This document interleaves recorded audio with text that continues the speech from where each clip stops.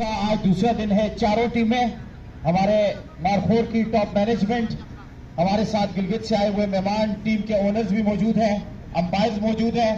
पाकिस्तान के कौमी तराने से आज रंग भरेंगे अपनी लीग में, और मेरी आवाज जहां जहां जा रही है, आप सब पर लाजिम है कौमी तराने के एहतराम में अपनी अपनी नशिस्तों पे खड़े हो जाए। The national anthem of Pakistan.